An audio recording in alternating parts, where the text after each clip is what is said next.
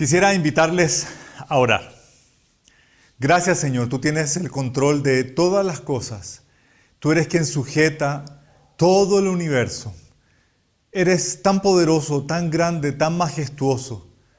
Hoy queremos reverenciar tu gran nombre, reconocerte que el mismo Dios de ayer, de hoy y por los siglos es quien gobierna todas las cosas y quien también dirige nuestra vida. Queremos entregarte a ti este día y pedir tu ayuda, tu presencia y tu bendición. Que para ti sea el honor y la gloria, Dios, en el nombre de Jesús.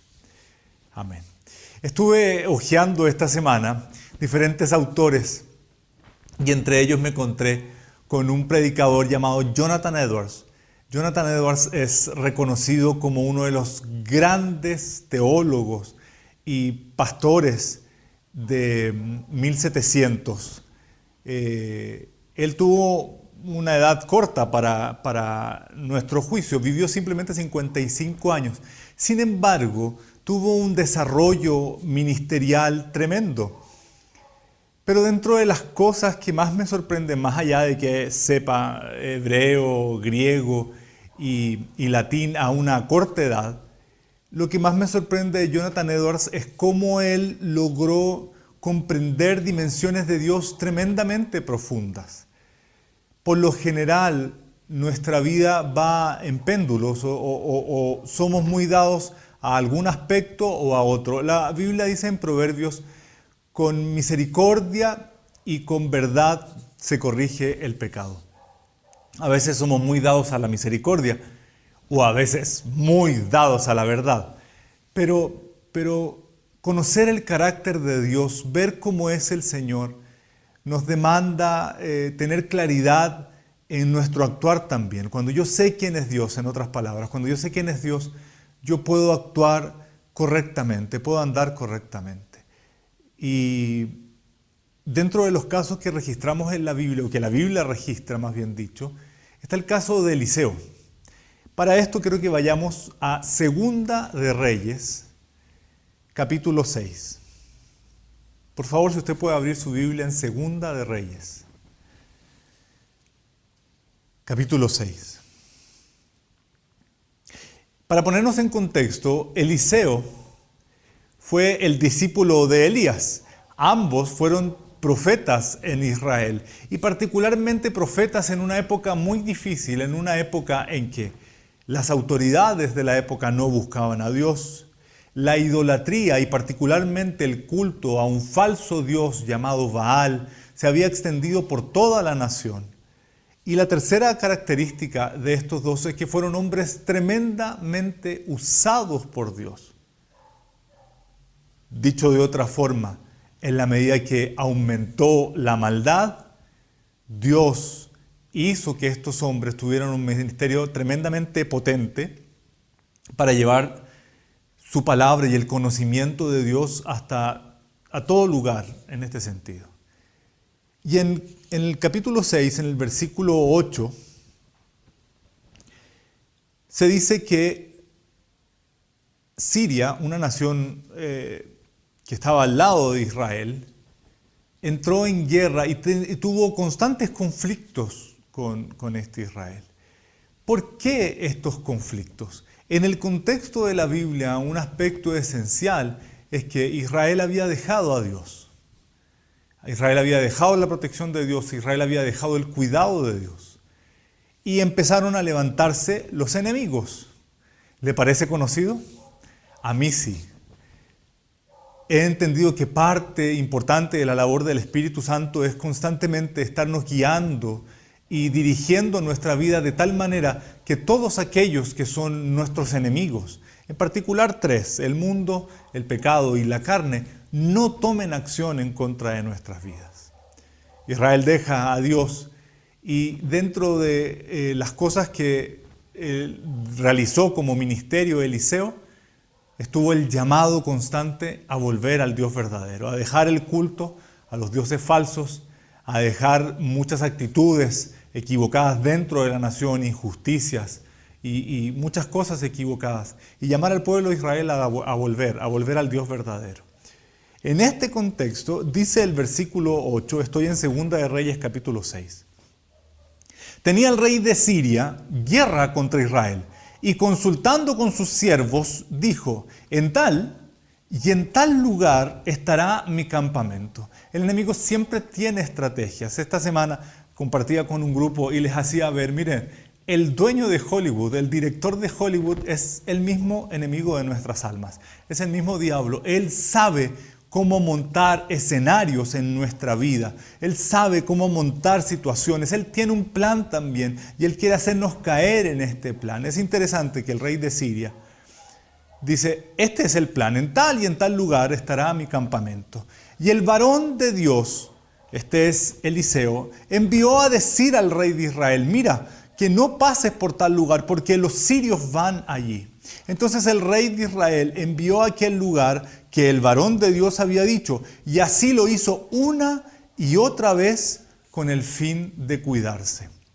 La característica de este rey, este es el rey Jotam, este rey no era precisamente cercano a Dios, no era precisamente cercano a Eliseo. Sin embargo, producto del gran testimonio y de la autoridad que Eliseo había desarrollado en su ministerio, él vio algo especial que le llevó a obedecer, a hacerle caso a Eliseo. Y de esta manera, entonces cada vez que Eliseo decía, ojo porque te van a tender una trampa en tal lugar, te van a tender una trampa en tal otra, él les hizo caso y fue librado. Tan potente fue esta estrategia que dice el versículo 11, y el corazón del rey de Siria se turbó por esto. Parte del llamado que Dios nos hace como hijos de Dios es destruir las obras de las tinieblas. En los evangelios dice que Jesucristo para esto apareció, para destruir las obras de las tinieblas. Y esa misma realidad debe ser para nosotros. ¿A qué estamos llamados? En el nombre de Jesús se destruye toda obra de las tinieblas. Esto causa gran turbación, evidentemente, en el campamento enemigo.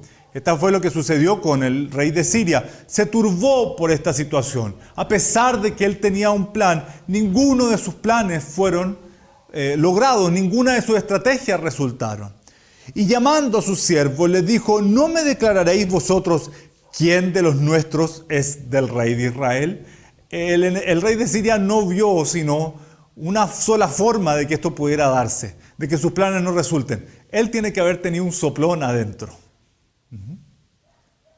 Sin embargo, uno de sus siervos, dice el versículo 12, le dijo, no, Señor mío, sino que el profeta Eliseo está en Israel, el cual declara al rey de Israel las palabras que tú hablas en tu cámara más secreta. Un primer aspecto al cual yo quiero animarlos en este día sábado es a tener plena certeza de quién está en su vida. Este siervo del rey de Israel no era creyente. Este siervo del rey de Israel no era temeroso del Dios de Israel. Sin embargo, él sabía que si Eliseo estaba en Israel, no tenía nada que hacer. Cuando el enemigo sabe que Jesús está en tu casa, cuando el enemigo sabe que el Espíritu Santo está en tu vida, no tiene nada que hacer. Entonces la pregunta válida es, ¿estás a cuentas con el Señor? ¿Está Jesús en tu casa, en tu entorno? ¿Has puesto a Jesús como rey de tu casa? ¿Has puesto a Jesús como rey de tu familia? ¿Has puesto a Jesús como rey de tu tiempo? ¿Has puesto a Jesús como rey de tus finanzas? ¿Has puesto a Jesús como rey de tus relaciones, de tu salud, de tu trabajo? ¿Has puesto a Jesús como el rey en todo tu ser? ¿Has hecho el Espíritu Santo tu consejero, tu amigo, tu compañero? Esta frase me parece muy potente. No rey, Señor mío, sino que el profeta Eliseo está en Israel. Ellos reconocían que la autoridad de Dios estaba sobre este hombre y que este hombre era un hombre diferente. El cual declara al rey de Israel las palabras que tú hablas en tu cámara más secreta. Otras traducciones dicen en tu alcoba. Es lo más íntimo. Debemos entender que a pesar de que hoy estamos en nuestras casas, a pesar de que hoy estamos encerrados en ambientes muy privados, muy íntimos, Dios sabe lo que está sucediendo. Dios sabe lo que está pasando. Las estadísticas muestran que en este tiempo de pandemia muchos males están saliendo a la luz.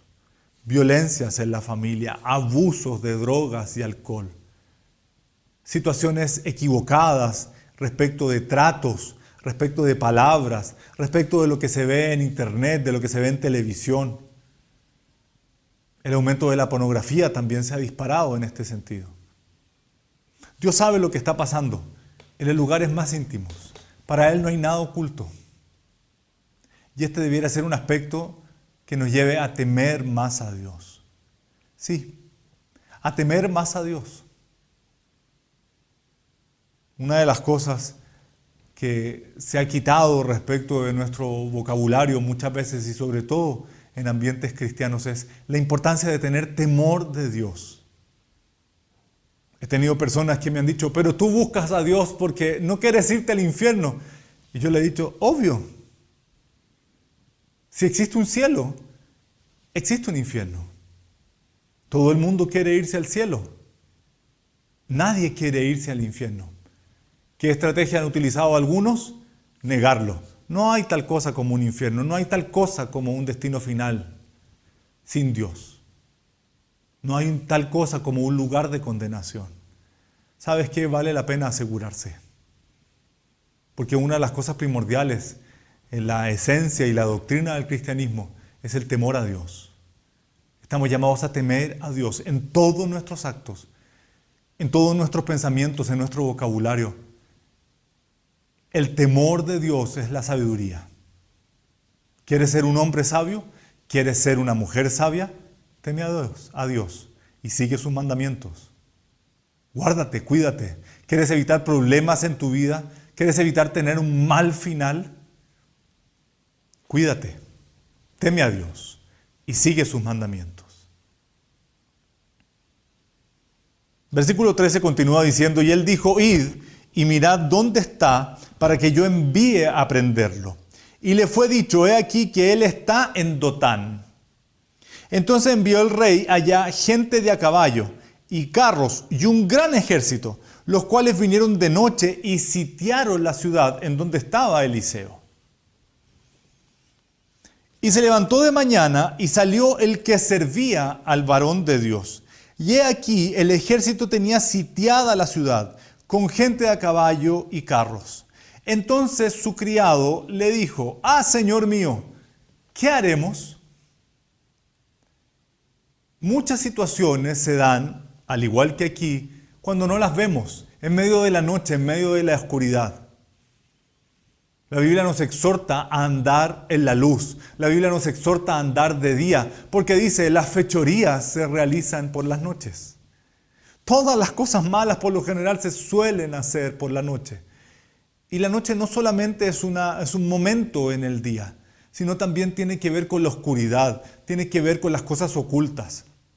La noche también simboliza todo aquello que no está delante de Dios, todo aquello que se hace ocultamente. Sin embargo, debemos recordar que siempre vendrá la mañana. Siempre habrá un mañana. Y cuando llegó la mañana, este siervo vio que la ciudad estaba sitiada, que el escenario físico había cambiado. Creo que de esto nos hemos estado acostumbrando últimamente. El escenario físico está cambiando. Si usted tiene la oportunidad de salir al supermercado, ir las cosas más básicas, hacer las cosas más básicas, se habrá dado cuenta que es obligación, que todo el mundo tiene que andar con mascarilla, que hay que respetar el metro de distancia o los 2 metros en algunos casos. ¿Sí? Que hay que cuidarse, que hay que lavarse las manos. El entorno físico ha cambiado. ¿Qué provocó este cambio en este siervo? Terror, pavor. Debemos reconocer que muchas veces no nos gustan los cambios. Muchas veces no nos gusta que nos muevan las cosas, Queremos que todo se mantenga tranquilo, que todo se mantenga quieto, que todo se mantenga calmo. Qué importante es considerar qué es lo que gobierna todas las cosas, o más bien dicho, quién es el que gobierna todas las cosas. No debemos andar por la vista de nuestros ojos, sino entender que aquello que no vemos está por sobre lo que podemos ver. Sí, aunque parezca un trabalenguas. Aquello que está oculto a nuestra vista física tiene mayor trascendencia que aquello que podemos ver con nuestros ojos. ¿Cómo lo sé? Leamos el versículo 16. Eliseo le dijo, no tengas miedo, porque más son los que están con nosotros que los que están con ellos. Y oró Eliseo y dijo, te ruego, oh Jehová, que abras sus ojos para que vea. Entonces Jehová abrió los ojos del criado y miró, y he aquí que el monte estaba lleno de gente de a caballo y de carros de fuego alrededor de Eliseo. Qué tremenda lección podemos aprender aquí. Por lo general, cuando vemos con nuestros ojos físicos, lo que observamos nos causa temor, nos causa miedo, nos causa intranquilidad. Sin embargo, aquello que no vemos físicamente, pero que sí podemos discernir espiritualmente, que sí podemos ver espiritualmente, tiene el poder de traer paz y tranquilidad a nuestra vida. El Dios invisible manifiesta su gloria en distintos escenarios y en distintas circunstancias. Pero para poder verlo, necesitamos andar en el Espíritu. Los ojos físicos del siervo de Eliseo le produjeron temor. Y me llama poderosamente la atención que cuando Eliseo ora, él dice, te ruego, oh Jehová, que abras sus ojos para que vea. Y uno podría preguntarse, ¿qué clase de oración está haciendo Eliseo? ¿Qué clase de vista él está pidiendo que le sea dada a este siervo? Podemos entonces, sin temor a equivocarnos, decir, hay una vista física, pero hay una vista espiritual. ¿Qué vista privilegia usted? ¿Qué vista quiere? A veces cuando uno está en un lugar alto, lo que más disfruta es la vista. Este aspecto es tremendamente importante. ¿Está usted viendo las cosas terrenalmente o está usted viendo las cosas espiritualmente? ¿Qué está viendo? Es una pregunta muy válida para estos tiempos. Cuando vemos con nuestros ojos físicos simplemente, al igual que este siervo, nos llenamos de temor. Cuando vemos espiritualmente, nos sobrecoge un gozo y una alegría y un desafío de decir, Dios está aquí. Dios tiene el control de todas las cosas. Mayor es el que está en nosotros que aquel que está en el mundo. Parte de mi oración el día de hoy es que cada uno de los que está viendo esta prédica, cada uno de los que está viendo esta enseñanza, pueda tener vista espiritual, que sus ojos sean abiertos para ver lo que en otro tiempo no fue capaz de ver. Que en el nombre de Jesús así sea. La historia continúa diciendo, y luego en el versículo 18, y luego que los sirios descendieron a él, oró Eliseo a Jehová. Ellos venían a atacarlo. Y la oración de Eliseo fue esta, te ruego que hieras con ceguera a esta gente. Y los hirió con ceguera conforme a la petición de Eliseo. Después les dijo Eliseo, no es este el camino, ni es esta la ciudad. Seguidme y yo os guiaré al hombre que buscáis. Y los guió, a Samaria. Y cuando llegaron a Samaria, dijo Eliseo: Jehová, abre los ojos de estos para que vean. Y Jehová abrió sus ojos y miraron, y se hallaron en medio de Samaria. Esta es una distancia bastante importante desde el lugar en donde estaban. Aquí en Dotán fueron guiados por Eliseo hasta Samaria. ¿Y por qué era importante llegar a Samaria? Porque el rey de Israel había puesto su trono en ese lugar, en Samaria precisamente, que también había sido centro de idolatría, centro de un culto equivocado. De una u otra forma, Eliseo los llevó al verdadero responsable del problema de Israel. El versículo 21 dice: cuando el rey de Israel los hubo visto, dijo a Eliseo: ¿los mataré, padre mío? Qué increíble cómo distintas situaciones permiten que se salga lo que hay en nuestro corazón. El deseo de este rey, el deseo de este hombre era aniquilar el problema. Y es por eso que él pregunta: ¿quieres que los extermine? Él respondió: no los mates. ¿Matarías tú a los que tomaste cautivos con tu espada y con tu arco? ¿Por qué, si estos hombres eran los enemigos de Israel, por qué él no permitió que los matasen? Hay una razón muy simple. Eliseo no iba a dejar que el rey de Israel se llevara la gloria que solamente le pertenecía a Dios. Toda esta labor de poner a los enemigos a nuestros pies le pertenece a Dios. Él tiene toda la autoridad. No es nuestra la batalla y no es nuestra la gloria tampoco. Permite en tu vida que Dios intervenga y habrán cosas sorprendentes, poderosas, pero cuyo gran objetivo es dar gloria a Dios. ¿Cuál es la indicación que Eliseo les da? Pon delante de ellos pan y agua para que coman y beban y vuelvan a sus señores. Entonces se le preparó una gran comida, y cuando habían comido y bebido, los envió, y ellos se volvieron a su señor, y nunca más vinieron bandas armadas de Siria a la tierra de Israel. Los principios de Dios trascienden las épocas, las circunstancias y las edades. Jesús dijo: oíste que fue dicho, ojo por ojo.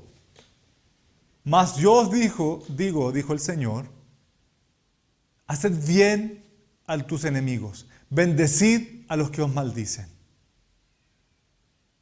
El carácter de Dios es mostrado aún en estos aspectos.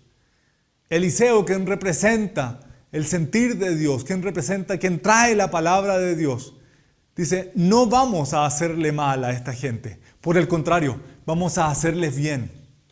Y vamos a mostrarle cómo es el Dios de Israel. Vamos a mostrarle cómo es el único y verdadero Dios. Este escenario debiera movernos a una gran intimidad con Dios, de tal manera que podamos comprender su carácter, que podamos comprender su persona, que podamos conocerlo, que sepamos cómo es Él, que Dios es bueno, que para siempre es su misericordia, que Él desea hacernos bien y que Él, por sobre todo, quiere que veamos las cosas como Él las ve, no con nuestros ojos físicos, sino con los ojos espirituales. Quisiera invitarlos a abrir su Biblia en Juan capítulo 15.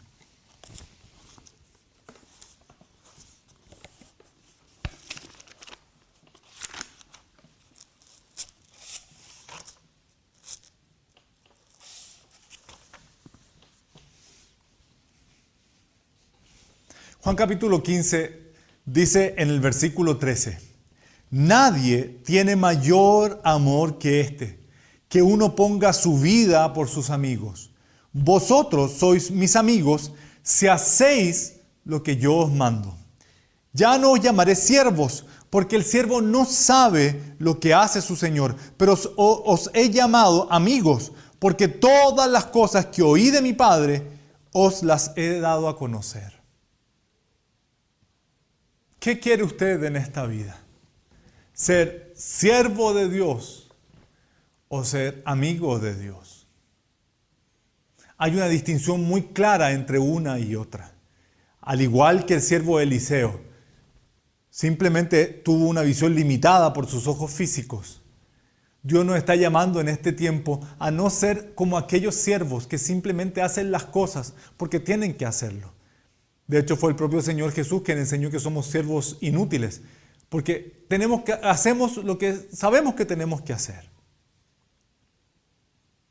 Este es un desafío a un paso mayor, a una etapa mayor.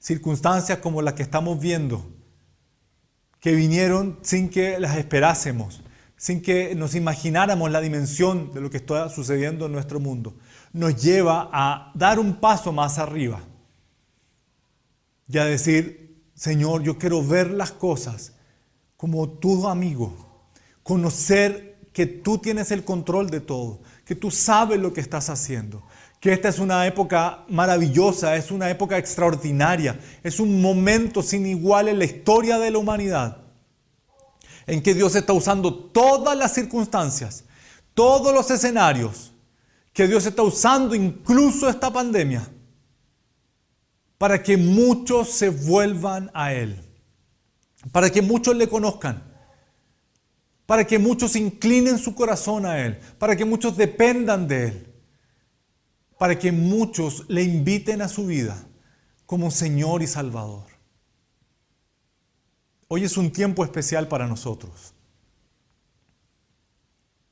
Y queremos que cada persona pueda ver, no con su vista humana, que pueda ver con su vista espiritual, que aprenda a temer a Dios, que sepa que Dios está observando todas las cosas.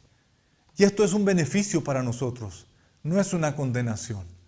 Es bueno saber que Dios nos está mirando, no para traer condenación, sino porque Él conoce todo intento del corazón. Todos nuestros deseos, Él lo sabe. Por eso es importante tener una relación con Jesús. Yo quiero invitarte en esta hora, en que pareciera que todo el campamento está cerrado, pareciera que todas las salidas están cerradas, pareciera que no hubiese escapatoria.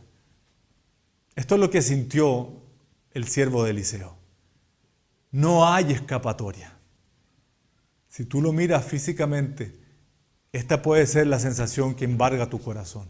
Sin embargo, hoy quiero invitarte a que veas las cosas espiritualmente y que entiendas que mayor es el que está en nosotros que aquel que está en el mundo. Quisiera invitarte a decirlo conmigo. Mayor es el que está en el mundo, que está en nosotros, que aquel que está en el mundo. Mayor es el que está en nosotros que aquel que está en el mundo.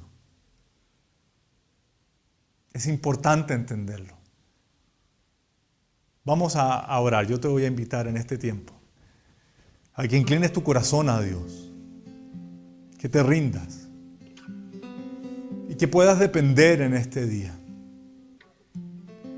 Que puedas decirle, Señor, perdóname porque hasta aquí he visto las cosas con mis ojos físicos.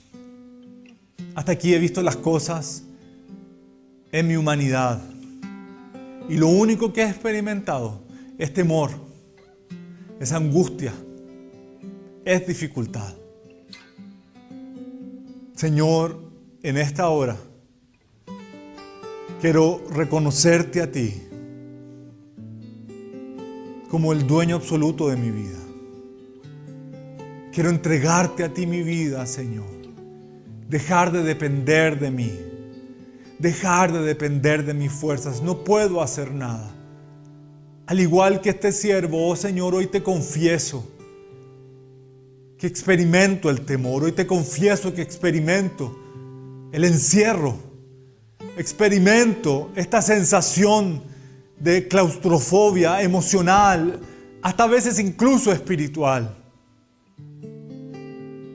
Pero permíteme en este día, Espíritu Santo, ver las cosas como tú las ves.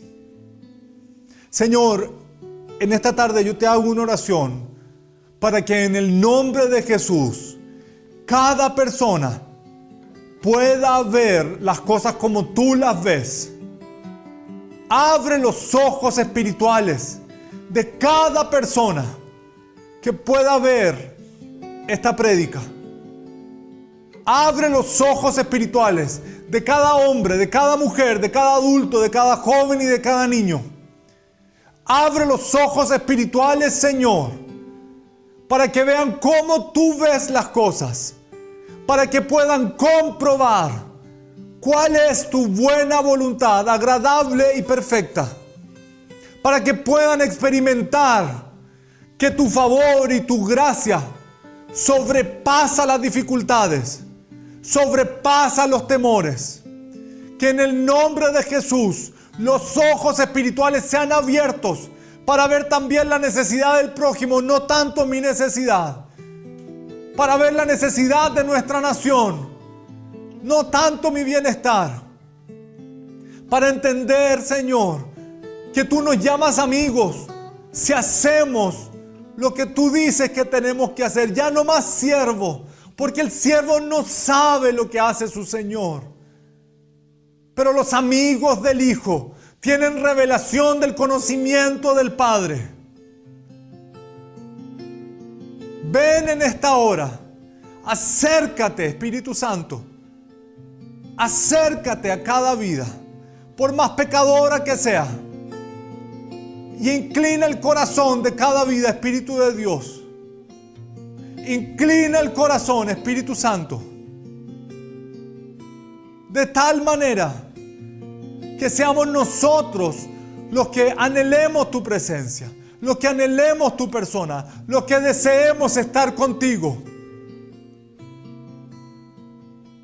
Ven, Espíritu Santo, en esta hora y llena cada vida, llena cada corazón, llena cada persona. Señor, en medio de la crisis, en medio de la dificultad, en medio de los problemas, que tú nos permitas ver que mayor es el que está en nosotros que aquel que está en el mundo. Que en el nombre de Jesús hay una cosecha de almas en esta hora, sobrenatural. Que tú atraigas cada corazón a ti y que ya no vivan presos del temor, producto de su vista física. Que hoy puedan vivir en victoria, sabiendo que mayor es el que está en nosotros que aquel que está en el mundo. Y que puedan ver lo que tú haces sobrenaturalmente. Te bendigo en este día y te doy gracias, amado Jesús. Amén.